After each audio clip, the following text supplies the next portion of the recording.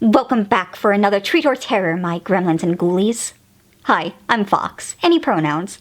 And let's hop into Treehouse of Horror 32, which was actually given an October airing. How nice. We open in a Bambi parody that looks great, with weird deer designs, but is accompanied by a just obnoxious song. Barty is traipsing through the forest when a hunter appears. He makes it to safety, but doesn't know where his mama is. But it's okay, his father took care of the hunter, and Marge Doe is safe. I didn't enjoy this. I guess points for zeroing in on the horror of this moment in Bambi, but it's just It doesn't inspire much commentary. Segment 1 is Bong Joon-ho's This Side of Parasite. It's a Parasite parody, a movie that I have not seen, but really should get around to.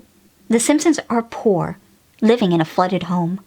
Then Bart gets a job as a tutor for a rich family's daughter, and manages to get his family in on other jobs around the house. Maggie here is delightful. The Simpsons are in charge of the house while the family is away. Kirk shows up and reveals a hidden passage behind the fridge, where he hid his family away. They attack the Simpsons. Maggie punches back. It turns out a lot of people are secretly living down here, and it's a brawl. Lisa tries to reason with everyone. Wait! If we all work together, regardless of class, we could finally change everything for the better. Wow, that sounds great! Unless it's socialism. Not totally, but certain aspects are similar to socialism. Kill her! They make it all the way up to Burns and Smithers. In the end, the place is littered with dead bodies. At least Maggie's getting use of them. This wasn't a bad episode. A high C. There are some good jokes, and I particularly appreciate this shot of Homer hitting the screen. Great effect. I will say, it definitely shows that if you don't know the source material, some parts are just so confusing they can take you out of the moment. Second up is Nightmare on Elm Tree.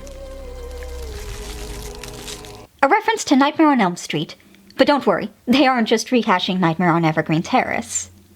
Bart scares Lisa and Maggie with ghost stories, who race into Homer and Marge's room, interrupting their hanky-panky. Fed up with it, Homer takes an axe to the tree. Then he stops for a nap. Lightning hits it, bringing the tree to life.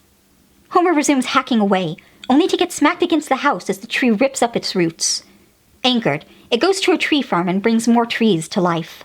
They march through Springfield, taking time out to get a transphobic joke in involving Audrey 2 from Little Shop of Horrors. The trees take over, and it's a showdown. The trees pull out their secret weapon, pollen. Then the showdown is just a massacre. That's what I have to say here. It was middling, but not awful, until that fucking transphobic joke. For that alone, I say skip this. Before our final segment, we actually get a surprise bedtime story read by Vincent Price, actually voiced by Maurice LaMarche, who does a wonderful job in the role. The story itself is so good.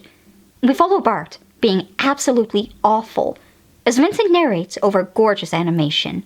Then right before he can finish, Maggie chokes him and tucks herself in.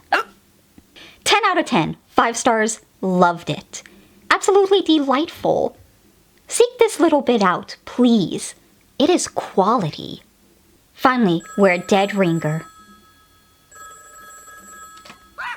Remember horror classic Ringu and the American remake The Ring? This is that, but with TikTok. Everyone who's watched the video starts dying. The kids want to stop it, but don't dare watch it, so they ask Grandpa to. I'm your man.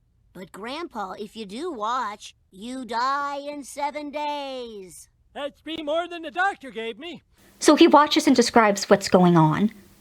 Then he gets a call telling him 7 days. They end up getting help from Willie, who tells him about Mopey Mary, a student who, after being tormented by her classmates, ran to the old school well and threw herself in. Lisa watches the video and answers the phone, calling the voice a coward. She manages to coerce Mary out, then befriends her.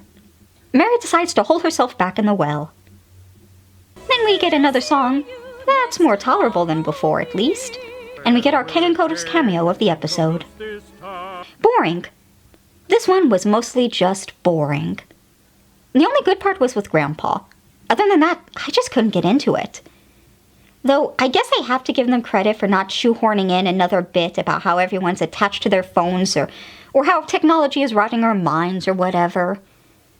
Besides that Vincent Price story time, pass on this Treehouse. There's not much else here to enjoy. And thanks for joining my lucid screaming.